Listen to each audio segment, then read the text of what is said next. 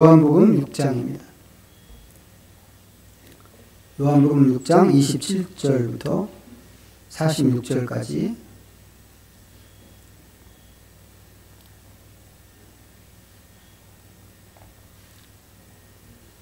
요한복음 6장 27절부터 46절 찾으셨으면 우리 한 목소리로 주신 말씀을 같이 읽겠습니다. 썩을 양식을 위하여 일하지 말고 영생하도록 있는 양식을 위하여 하라. 이 양식은 인자가 너희에게 주리니 인자는 아버지 하나님께서 인치신 자니라. 그들이 묻되 우리가 어떻게 하여야 하나님의 일을 하오리이까? 예수께서 대답하여 이르시되 하나님께서 보내신 이를 믿는 것이 하나님의 일이니라 하시니 그들이 묻되 그러면 우리가 보고 당신을 믿도록 행하시는 표적이 무엇이니까? 하시는 일이 무엇이니까? 기록된 바 하늘에서 그들에게 떡을 주어 먹게 하였다 함과 같이 우리 조상들은 광야에서 만나를 먹었나이다. 예수께서 이르시되 내가 진실로 진실로 너희에게 이르노니 모세가 너희에게 하늘로부터 떡을 준 것이 아니라 내 아버지께서 너희에게 하늘로부터 참 떡을 주시나니 하나님의 떡은 하늘에서 내려 세상에 생명을 주는 것이니라. 그들이 이르되 주여 이 떡을 항상 우리에게 주소서. 예수께서 이르시되 나는 생명의 떡이니 내게 오는 자는 결코 줄이지 아니할 터이요 나를 믿는 자는 영원히 목마르지 아니하리라. 그러나 내가 너희에게 이르기를 너희는 나를 보고도 믿지 아니하는도다 하였느니라. 아버지께서 내게 주시는 자는 다 내게로 올 것이요 내게 오는 자는 내가 결코 내쫓지 아니하리라. 내가 하늘에서 내려온 것은 내 뜻을 행하려 함이 아니요 나를 보내신 이의 뜻을 행하려 함이니라. 나를 보내신 이의 뜻은 내게 주신 자 중에 내가 하나도 잃어버리지 아니하고 마지막 날에 다시 살리는 이것이니라. 내 아버지의 뜻은 아들을 보고 믿는 자마다 영생을 얻는 이것이니 마지막 날에 내가 이를 다시 살리리라 하시니라. 자기가 하늘에서 내려온 떡이라 하심으로 유대인들이 예수에 대하여 수군거려 이르되 이는 요셉의 아들 예수가 아니냐? 그 부모를 우리가 아는데 자기가 지금 어찌하여 하늘에서 내려왔다 하느냐? 예수께서 대답하여 이르시되 너희는 서로 수군거리지 말라. 나를 보내신 아버지께서 이끌지 아니하시면 아무도 내게 올 수 없으니 오는 그를 내가 마지막 날에 다시 살리리라. 선지자의 글에 그들이 다 하나님의 가르치심을 받으리라 기록되었은즉 아버지께 듣고 배운 사람마다 내게로 오느니라. 이는 아버지를 본 자가 있다는 것이 아니니라. 오직 하나님에게서 온 자만 아버지를 보았느니라. 아멘. 46절까지만 보았습니다. 우리가 계속해서 지금 요한복음 6장에 이제 계속 이렇게 머물러 있습니다. 이제 오늘 읽은 본문 이제 바로 앞에 있는 단락을 우리가 3주 전에 읽었습니다. 이제 그렇게 하고 이제 한 주 띄고 이제 지난주에 또 그 앞에 있는 단락을 읽었고 이제 오늘 이 본문을 읽었습니다.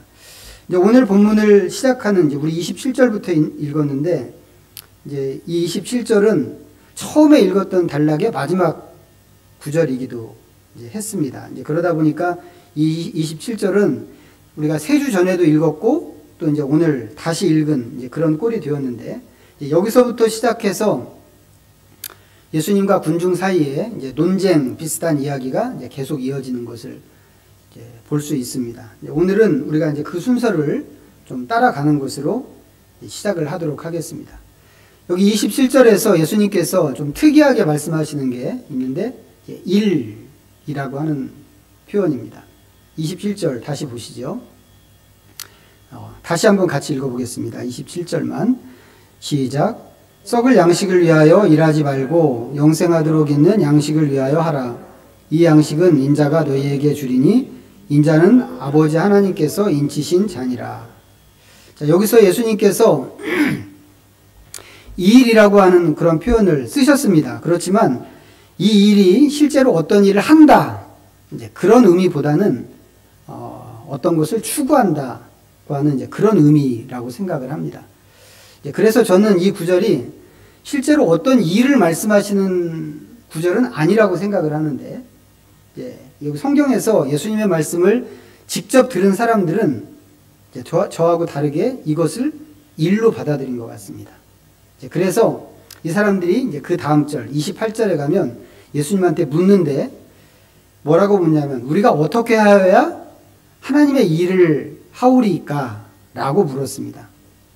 그러자 예수님께서 그 다음 절 또 29절에 가서 대답하시기를 하나님께서 보내신 일을 믿는 것이 하나님의 일이라고 그러셨습니다. 그러자 군중들이 또 묻죠. 30절에서 그들이 묻되 그러면 우리가 보고 당신을 믿도록 행하시는 표적이 무엇이니까? 하시는 일이 무엇이니까? 무슨 말이에요? 당신을 믿으라고 할 것 같으면 표적을 보여주셔야 되죠. 표적을 보여주십시오. 그런 말입니다. 그러면서 덧붙이기를 표적이라고 한다면 모세가 준 하늘의 만나 정도는 되어야 표적이라고 할 수 있습니다. 라고 그랬습니다. 여기에 예수님이 이제 또 말씀을 하시기를 야, 만나가 다가 아니고 진짜는 하나님께서 주시는 하늘의 떡이다. 라고 그러시는 겁니다. 그러자 그 말씀에 군중들이 이구동성으로 그럼 그 떡을 우리에게 주십시오. 라고 그랬고 예수님께서 다시 내가 바로 하늘에서 내려온 생명의 떡이라고 그러셨습니다. 되게 긴 얘기죠. 27절부터 시작해서 질문과 대답이 마치 꼬리에 꼬리를 무는 것처럼 해가지고 여기까지 왔습니다. 그런데 우리가 이제 자세히 보면 이 얘기가 여기서 끝나는 게 아니에요. 이 뒤로도 지금 말씀드린 얘기 뒤로도 이 얘기가 논쟁이 되어서 한참이나 더 계속 진행이 됩니다. 그렇지만 이 긴 논쟁에도 불구하고 결과적으로는 사람들이 예수님의 말씀을 알아듣지 못했고 그래서 41절에서 보면 예수님이 자기를 하늘에서 내려온 떡이라고 한 것 때문에 사람들이 큰 혼란에 빠집니다. 그리고 그 뒤로 더 뒤로 가서 보면 급기야 예수님을 떠나는 사람들이 생기는 것을 볼 수 있습니다. 그래서 이런 생각이 들어요. 이렇게 될 것 같으면 사람들이 이렇게 막 예수님을 떠나는 그런 상황이 될 것 같으면 차라리 이런 얘기를 안 하는 게 더 낫지 않았을까 싶은 생각이 저는 좀 듭니다. 그런데 예수님께서 굳이 당신을 이런 식으로 표현을 하신 것입니다. 내가 하늘에서 내려온 생명의 떡이다 라고 하는 거죠. 이렇게 말씀하신 이유가 35절에 있습니다. 35절 다시 보세요. 예수께서 이르시되 나는 생명의 떡이니 내게 오는 자는 결코 줄이지 아니할 터이요 나를 믿는 자는 영원히 목마르지 아니하리라. 예수님에게 오는 사람은 결코 줄이지 않고 영원히 목마르지도 않을 것입니다. 이게 예수님께서 굳이 당신을 하늘에서 내려온 생명의 떡이라고 묘사하신 이유란 말이죠.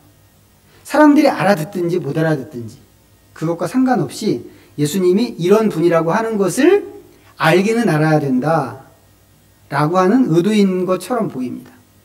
오늘은 이와 관련된 얘기 좀 할 건데 우리는 어떤가 먼저 좀 생각해 봤으면 좋겠습니다. 우리한테 예수님은 생명의 떡인가? 예수님이 생명의 떡이라고 그러셨는데 이거 도대체 무슨 의미일까? 저는 이제 이 표현을 볼 때 왜 하필이면 떡일까? 이 질문이 좀 먼저 떠올랐어요. 물론 여기서 이야기하는 떡이라고 하는 말은 우리식 표현입니다. 우리식 표현으로 떡이고 원문은 빵이죠, 빵. 그리고 빵은 유대인들한테 주식입니다. 그게 주식이라는 점에서 우리한테는 떡보다는 밥이 더 가깝습니다. 의미적으로는 밥이 더 가깝다고 생각합니다. 형태적으로 빵과 떡이 좀 비슷하게 생겨서 우리 성경에 떡이라고 이렇게 번역을 한 것 같은데 아무래도 떡은 좀 간식 같다는 생각이 좀 있습니다. 저한테는. 그래서 의미적으로 하면 밥이라고 하는 게 더 낫지 않을까 생각을 하는데 이제 그렇게 되면 이거 좀 되게 낯선 얘기가 되죠. 나는 생명의 밥이야 이렇게 얘기하면 글쎄 우리는 안 들어본 얘기이기 때문에 좀 낯설고 좀 이상한 느낌이 들 수 있습니다. 그래서 이쪽이나 저쪽이나 좀 공통적으로 쓸 수 있는 말이 뭘까 봤는데 양식이라는 표현이 좀 적절할 것 같습니다. 그리고 처음에 시작할 때 예수님께서는 썩을 양식을 위하여 일하지 말고 영생하도록 있는 양식을 위하여 하라고 하는 말씀을 하시기도 하셨죠. 예수님이 생명의 떡이라고 하는 말은 예수님께서 우리에게 영생하도록 하는 양식이 되신다고 하는 그런 말일 것입니다. 유대인들은 양식이라고 할 때 이 양식으로서 자기 조상들이 먹었던 만나에 대한 자부심이 아주 충만한 사람들이었습니다. 그래서 그것을 자랑하고 싶었고 또 표적이라고 하면 그 정도는 되어야 된다고 생각하기도 했습니다. 표적을 보여줄 생각을 한다면 괜히 어설픈 거 보여주려고 하지 마시고 이 정도는 보여줘야 됩니다 라고 하는 의도로 아까 우리가 읽은 말씀에서 예수님에게 그렇게 요청을 했습니다. 그렇지만 예수님 말씀은 뭐예요? 그런 만나조차도 너네들이 그 만나에 대한 자기들이 먹었던 것도 아니잖아요. 자기 조상들이 그것도 되게 오래전에 이 사람들 기준으로 해도 한 1500년 전에 먹었던 그 조상들이 먹었던 만나인데 그것에 대한 자부심이 충만하더라도 그런 만나조차도 썩는 양식일 뿐이다 라고 하는 게 예수님의 말씀입니다. 썩는 양식은 아무리 많이 먹어도 우리를 영원히 살게 하지 못하는 것이고 그런 만나를 먹은 유대인의 조상들도 역시 그거 다 먹었지만 결국은 모두가 죽었습니다. 이에 비해서 예수님은 우리를 영원히 살게 하는 생명의 양식이라는 것이죠. 그러니까 우리가 어떻게 해야 되겠다고요? 예수님 말씀은 예수님을 믿어야 하고 예수님께 나가야 하고 예수님을 먹어야 한다고 하는 것입니다. 이게 오늘 말씀에서 예수님이 의도하시는 교훈의 핵심인 것 같습니다. 오늘 생각해 보고 싶은 것은 뭐냐면 예수님이 이렇게 생명의 양식, 당신을 가리켜서 생명의 양식이라고 하시는데 실제 그런가 하는 겁니다. 실제 그런가. 그리고 만약에 그게 실제라면 그럼 우리는 어떠해야 할까? 좀 단순한 논리이긴 합니다만 좀 이렇게 생각하면 좋겠습니다. 사람이 살아가는데 양식이 필요한 영역이 있습니다. 세 가지. 우리가 단순하게 정하면 세 가지 영역을 생각할 수 있습니다. 첫째는 육체, 우리의 육체적인 영역. 두 번째는 우리의 정신적인 영역. 세 번째는 우리의 영적인 영역입니다. 마치 사람이 영, 육, 혼으로 구성되어 있는 것과 좀 비슷한 그런 구성이라고 생각할 수 있는데 물론 이제 세상에는 영적인 영역은 인정하지 않는 사람들이 있습니다. 갈수록 그런 사람들이 많아지는 것은 사실인데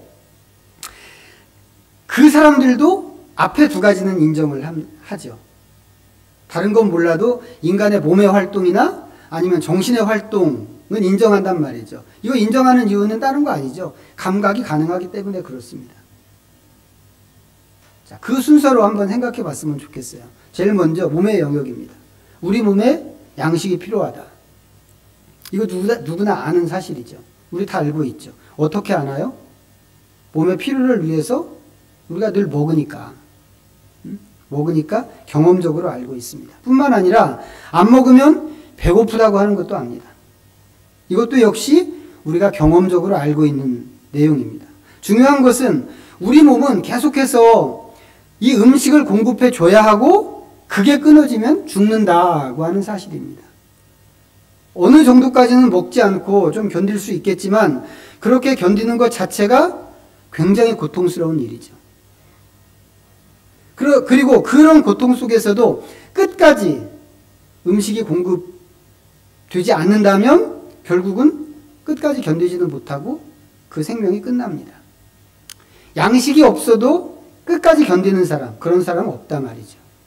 그래서 인간은 늘 다음 양식을 준비하려고 합니다. 그게 속성이죠. 육체를 위한 이 양식에 대해서 인간은 본능적인 욕구를 갖고 있습니다. 뭐 굳이 이렇게 설명하지 않아도 우리가 다 알고 있는 얘기죠. 근데 이것 말고도 물론 이제 인간에게 여러 가지 욕구가 있습니다.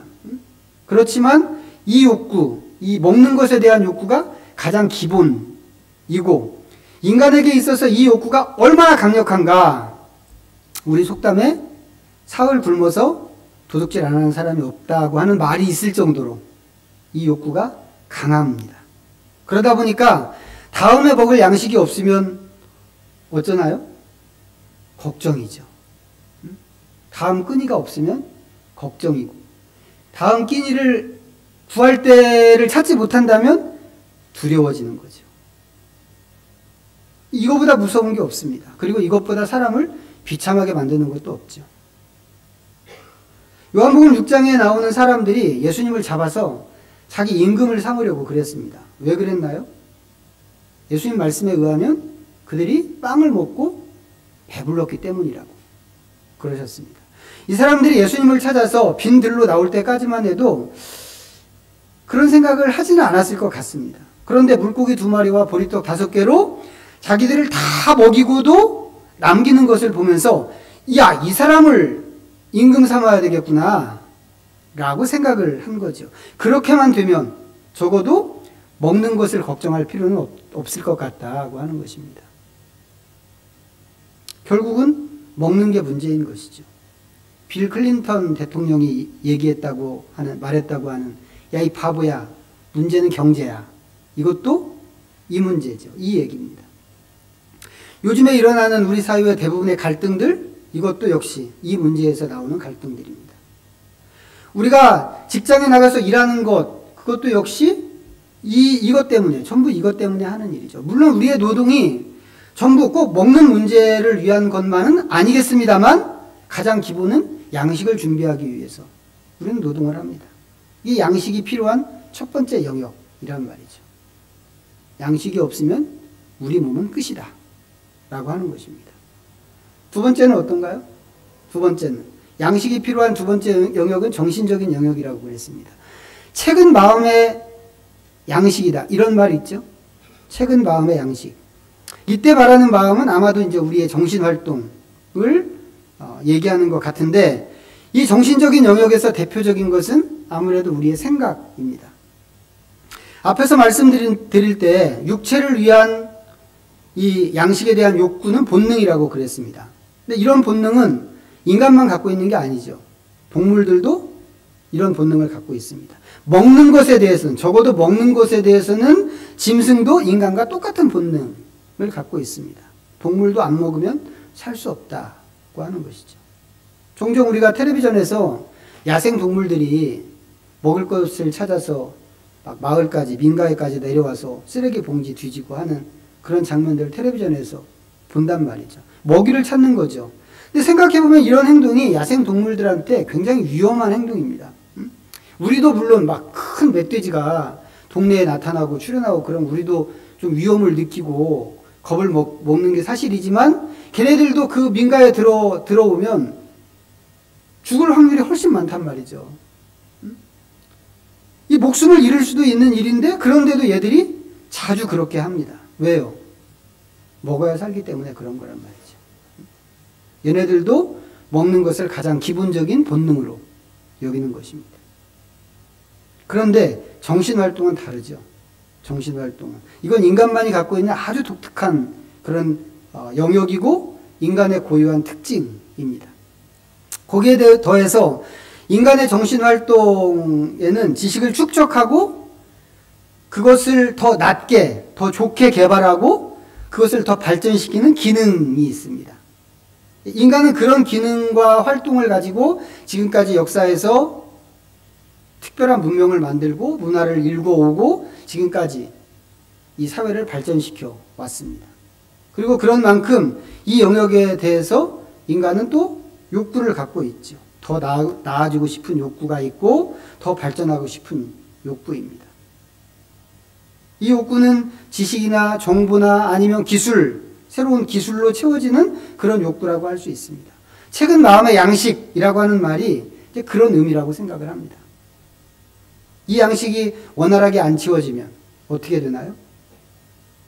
답답하죠. 몸의 양식이 준비되지 않을 때처럼 우리는 답답합니다. 삶에 대한 욕구나 지식에 대한 욕구가 우리 안에 있기 때문에 그것을 우리가 이 음식에 대한 욕구처럼, 이 먹는 것에 대한 욕구처럼 늘 이렇게 감각되는 것이 아닐지는 몰라도, 아닐 수는 있어도 이 삶에 대한 욕구와 지식에 대한 욕구가 우리 안에 있단 말이죠. 그래서 가끔 이제 연세 많이 드신 분들이 못 배운 한 이런 것에 대해서 말씀하실 때 있잖아요. 그리고 막 굉장히 연세가 많은데도 이 글을 배우려고 막 야학에 다니고 이러시는 분들이 있단 말이죠. 지금도. 이제 다 살고 이제 얼마 남지 않은 것 같은데 그 늙음하게 이제 글을 배워서 뭐 하시려고 그러지? 이런 생각이 우리 안에는 들 수 있지만 그분들한테는 그게 그만큼 큰 욕구로 아직도 남아있기 때문에 그 수고를 하는 것이란 말이죠. 선교지에서는 선교사님들이 이 한글로 된 인쇄물을 이렇게 서로 돌려보는 게 있습니다. 물론 막 책을 집에 책장 높이 쌓아놓고 사는 그런 선교사님들이라면 그럴 필요가 없지만 몸만 가 있는 선교사님들도 있거든요. 그런 사람들은 한글로 된 책을 읽는 것에 대해서 늘 배고픔이 있습니다. 그래가지고 이게 남이 먹다 버린 것 같은, 남이 읽고 버린 뭐 신문이나 잡지나 주간지나 뭐 이런 것들 주워다가 읽거든요. 너무 소중하게 여깁니다. 여기서 같으면 쳐다보지도 않을 그런 인쇄물인데 그것을 주워다가 아주 광고 한 자까지, 저 구석에 있는 광고 한 자까지 빼놓지 않고 그걸 다 읽습니다. 왜 그러겠어요? 이거 전부 이 두 번째 영역의 양식에 대한 욕구란 말이죠. 이 두 번째 영역에 있는 양식을 먹는 일입니다. 세 번째 영역은 영적인 영역이라고 그랬습니다.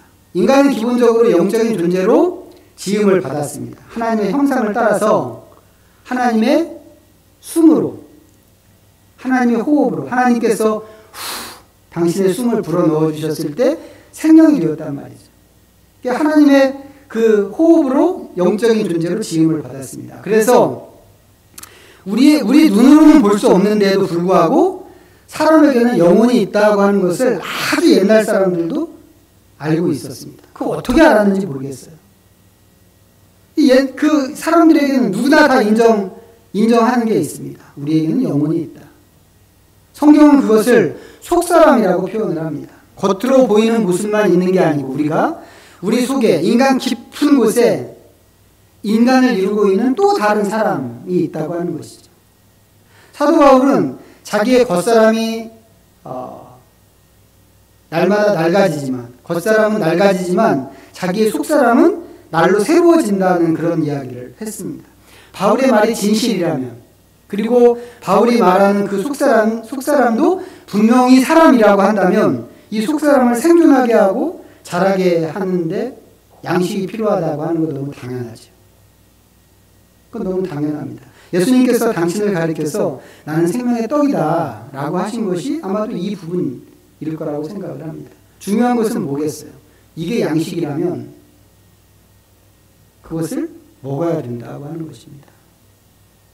먹지 않는 것으로 인한 부대낌이 있어야 된단 말이죠. 이게 양식이라면. 그것은 밥을 안 먹으면 배고프고 계속해서 음식 공급이 안 되면 그 허기가 고통으로 느껴지는 것과 같은 이치입니다. 밥때가 돼도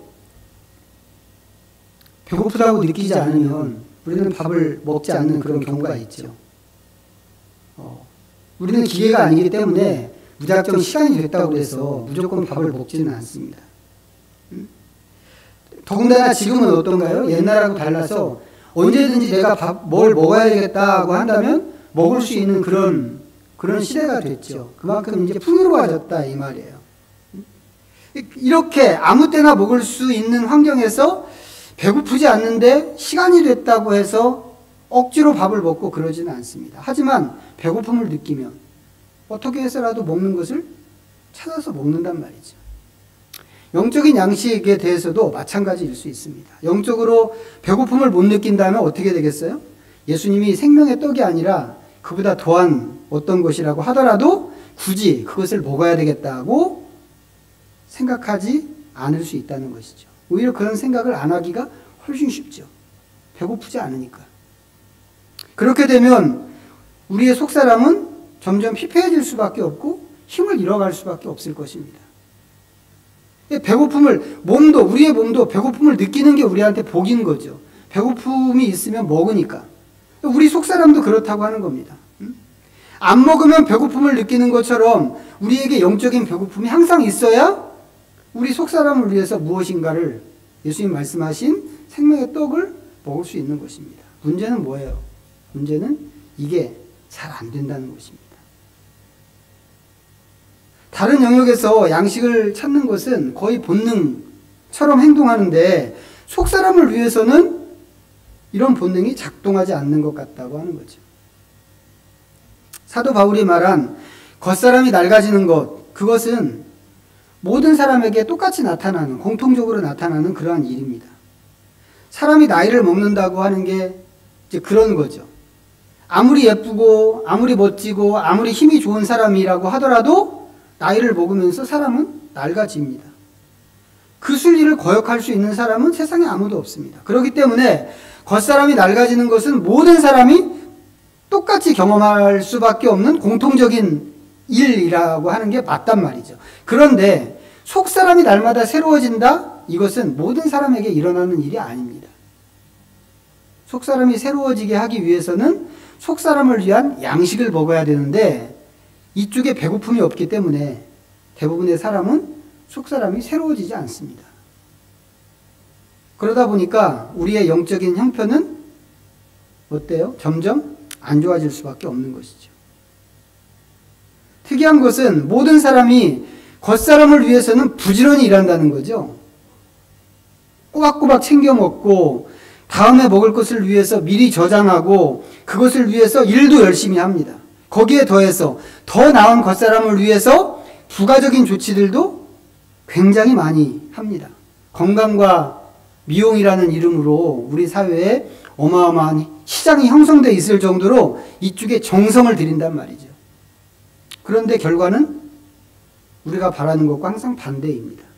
그 모든 수고가 무색하게 우리의 겉사람은 점점 낡아져 가는 게 현실입니다.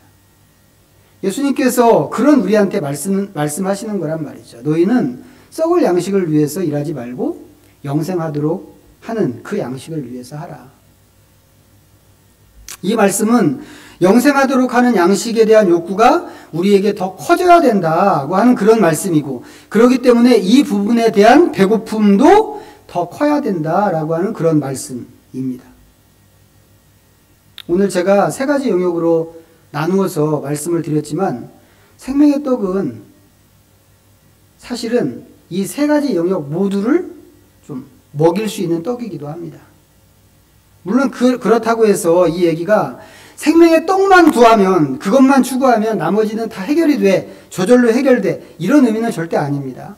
생명의 떡을 먹는다고 해서 뭐 육체적인 배고픔이 안 생기거나 안 먹어도 뭐 육체가 얼마든지 살거나 그런 것은 아니란 말이죠. 당연히 우리는 몸의 양식이나 마음의 양식이나 이런 것들을 찾고 또 그것을 먹어야만 합니다. 그러니까 예수님은 그걸 인정하셨단 말이죠. 인정하셨기 때문에 5,000명의 군중을 빵으로 먹이시는 거겠죠. 만약에 그럴 필요가 없는 일 같으면, 그냥 생명의 떡만이 중요하다고 한다면 굳이 예수님께서 이 군중들을 어떻게 먹일까 이런 거 물어보지 않으셨을 거란 말이죠. 몸을 위해서 빵은 필수적으로 있어야 하는 것이기 때문에 예수님께서도 굳이 빵을 떼어서 이 사람들 5,000명이나 되는 이 군중들을 먹이셨을 거다라고 하는 것을 우리가 자연스럽게 생각합니다. 그렇지만 생명의 떡이신 예수님은 우리가 전혀 생각하지 못한 방식으로 몸을 위한 그 빵을 공급하셨고 이 문제를 해결하셨습니다. 오병이어의 사역이 그런 거란 말이죠. 물고기 2마리와 보리떡 5개가 우리 눈에 뭘로 보이겠어요? 이건 아무것도 아니란 말이죠. 제자들도 그렇게 생각했기 때문에 그것을 예수님께 갖다 드리면서 이게 이 많은 사람한테 얼마나 되겠습니까? 라고 이야기했습니다. 그거 그냥 한 사람의 도시락, 한 사람의 한 끼 먹을 식사 정도에 불과하단 말이죠. 하지만 예수님께서는 그것으로 모든 사람을 다 먹이고도 남기셨습니다. 이 사람들을 위해서 양식을 어떻게 구할까에 대해서 제자들이 생각한 해결책은 뭐예요? 200데나리온의 빵을 사는 것입니다. 이거였죠. 200데나리온의 빵을 사야 합니다. 만약에 우리가 생명의 떡에 집중하지 않는다면 우리는 다른 생각을 할 수 있을까요? 제자들과 다른 생각? 그렇지 않을 거란 말이죠. 제자들과 똑같은 생각을 할 수밖에 없습니다. 그렇게 되면 그냥 거기서 끝나는 문제가 거기서 끝나는 게 아니고 그 다음 것까지 또 생각을 해야 되는 거예요. 그럼 그 200데나리온을 어떻게 마련하지? 그걸 마련하기 위해서 그럼 어디 가서 어떤 일을 해야 되지? 이런 생각에 계속 매몰될 수밖에 없단 말이죠. 예수님은 언제 바라보나요? 예수님 바라볼 시간은 없습니다. 힘도 없죠. 그렇지만 우선순위를 생명의 떡에 두고 예수님께 집중하게 된다면 그 예수님께서는 우리의 속사람도 살리고 생각지 않은 방법으로 우리의 몸과 우리의 마음을 살릴 수 있는 길을 마련하신다고 하는 것입니다. 요지는 뭐겠어요? 이 생명의 떡을 먹어야 되겠다고 하는 겁니다. 그리고 이 생명의 떡을 먹기 위해서는 우리가 충분히 먹기 위해서는 이 생명의 떡에 대한 배고픔이 우리에게 있어야 된다고 하는 것입니다. 앞서 말씀드렸지만 동물들은 겨울에 이 배고픔을 해결하기 위해서 위험을 기꺼이 무릅씁니다. 동물만 그럴까? 생각해 보면 아니요. 사람도 얼마든지 그렇게 합니다.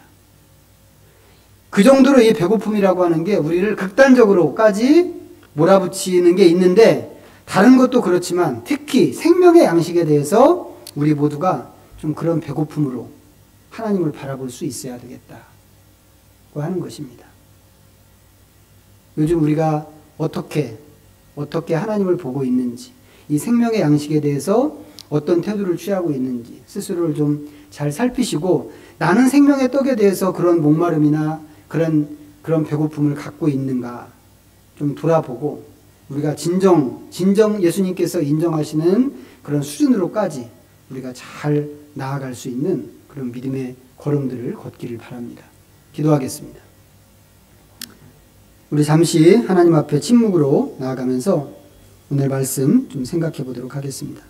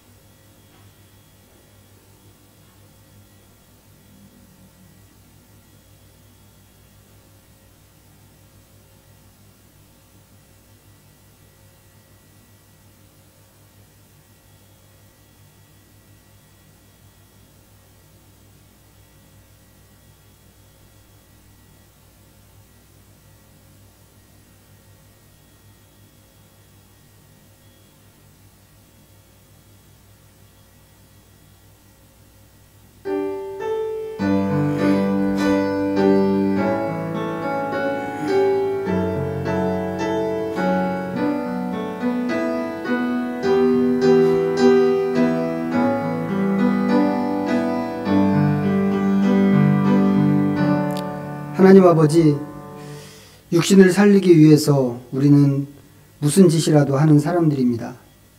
그렇게 하더라도 육신이라는 것이 결국에는 썩는 육신이고 죽는 육신인데 우리는 그 육신을 위한 배고픔이나 고통을 이기지 못합니다. 이에 비해서 우리에게는 썩지 않는 생명에 대해서 배고픔을 느끼지 못하고 또 느끼지 못하는 만큼 우리의 영혼은 피폐할 수밖에 없습니다. 생명의 빵으로 오신 주님, 우리에게 배고픔의 고통을 허락해 주시기를 원합니다. 주님에 대한 배고픔을 주시고 그 배고픔이 너무 커서 무슨 짓이라도 할 만큼 영원한 생명에 대한 우리의 본능을 깨워 주시옵소서. 주님께 집중할 때 주님께서는 우리의 다른 영역에서도 배고픔의 문제를 해결하시는 것을 믿습니다. 눈에 보이는 것에 매몰되어서 그저 내가 아는 방식으로 세월을 보내지 말게 하시고 온전한 믿음으로 하나님의 일하심을 바라보게 하시옵소서. 예수님의 이름으로 기도하옵나이다. 아멘. 우리 자리에서 일어나셔서 우리 찬송가 634장 함께 부르시며 봉헌하도록 하겠습니다.